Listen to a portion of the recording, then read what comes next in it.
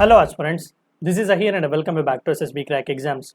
World economic forum वालों ने अपना एनुअल एनर्जी ट्रांजिशन इंडेक्स जो है वो रिलीज किया हुआ है और इस साल इंडिया को 67वें रैंक मिला हुआ है। तो आज के इस वीडियो में हम जानने की कोशिश करेंगे कि ये इंडेक्स इतना इंपॉर्टेंट क्यों माना जाता है, टॉप पर इस लिस्ट में कौन कौन थे और इससे रिलेटेड इंडिया से रिलेटेड बहुत ही अच्छी सी बातें इस रिपोर्ट में कही गई हैं। मैं उनसे रिलेटेड भी हाईलाइट्स आपको बताने की कोशिश करूंगा। तो आइए वीडियो को शुरू करते हैं।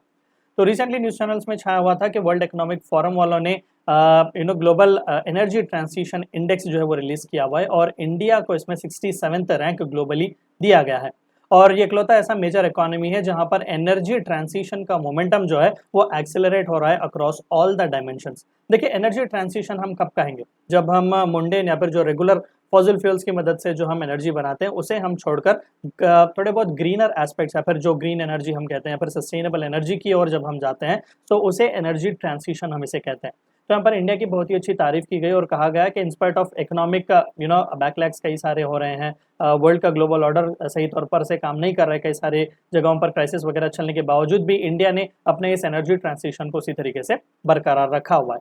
थोड़ा बहुत मैं आपको इस रिपोर्ट की हाईलाइट बता दूं तो स्वीडन ने इस साल टॉप किया हुआ है रेगुलरली एज यूजुअल। तो Sweden has top the list followed by Denmark, Norway, Finland and Switzerland. तो ये 5 टॉप 5 नेशंस हैं जहां पर एनर्जी ट्रांजिशन हमें बहुत ही अच्छी तरीके से देखने को मिल रहा है और स्कोर्स भी यहाँ पर उन्हें दिए गए हैं आउट ऑफ 100। तो हाईएस्ट स्कोर स्वीडन को मिला हुआ है, दैट इज 78.5 आउट ऑफ 100। और ये सूची लिस्ट जो है वो पूरे 120 कंट्रीज की है। तो इंडिया को 67वें रैंक मिला हुआ है आउट ऑफ द 120 कंट्रीज। अब ये रिपोर्ट जो है वो कोलैबोरेशन में बनाई गई है विद एक्सेंचर, जो मल्टीनेशनल कॉर्पोरेशन, बहुत ही बड़ी जो कंपनी है, उनके साथ मिलकर ये रिपोर्ट जो वर्ल्ड इकोनॉमिक फोरम वालों ने रिलीज की हुई है। और यहाँ पर इंडिया का सिग्निफिकेंस जो कि इम्प्रूवमेंट हमें दिखाई दिया हुआ है ताकि सिक्योर और सस्टेनेबल एनर्जी ट्रांजिशन मिले इंडिया में हम प्रोवाइड कर सकें।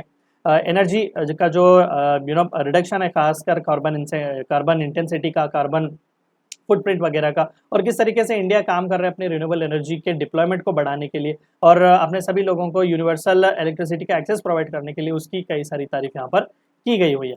और साथ ही साथ वर्ल्ड इकोनॉमिक फोरम वालों की इस रिपोर्ट ने एक चीज हाईलाइट की, ये कहा कि वर्ल्ड वाइड शिफ्ट जो है सस्टेनेबल एनर्जी की ओर वो थोड़ा बहुत स्टैंड स्टिल हो चुका हुआ है, यानी कि रुका हुआ है वो प्रोसेस। क्यों? क्योंकि on going global energy crisis चल रहा है और साथ ही साथ कई अनप्रेडिक्टेबल जियोपॉलिटिकल सर्कमस्टांसेस भी चल रहे हैं, चाहे वो रशिया यूक्रेन का वॉर हो या फिर मिडिल ईस्टर्न कंट्रीज में कई सारे सिविल वॉर्स वगैरह क्राइसिस, वहां पर भी कन्फ्लिक्ट्स हमें देखने को मिल रहे हैं।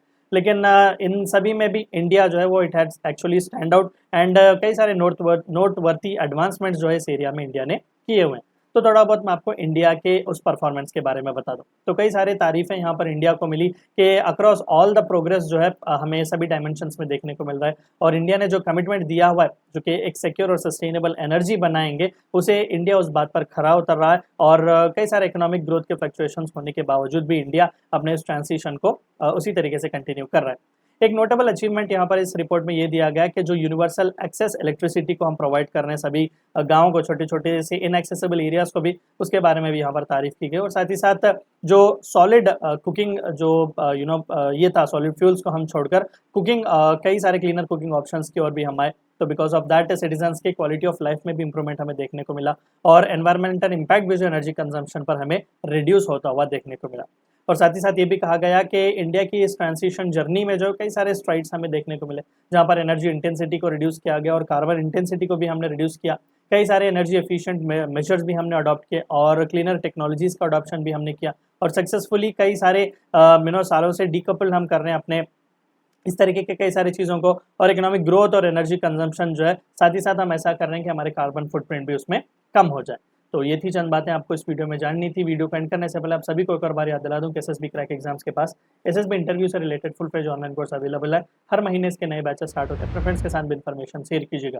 Apart from that we provide you courses like NDA, CDS, AFCAT and warrior 10 is a code which you should use so that you get 10% discount. Meet you next time. Until then, stay healthy, stay safe. Thank you for watching my video. जय हिंद। अगर आप एक defence aspirant हैं और SSB interview, NDA, CDS, एफकेट जैसे exams के लिए prepare कर रहे हैं तो आप एसएसबी क्रैक एग्जाम्स के कोर्स को चेक करना ना भूलें। आप हमारी लर्निंग एप्लीकेशन को गूगल प्ले स्टोर से भी डाउनलोड कर सकते हैं।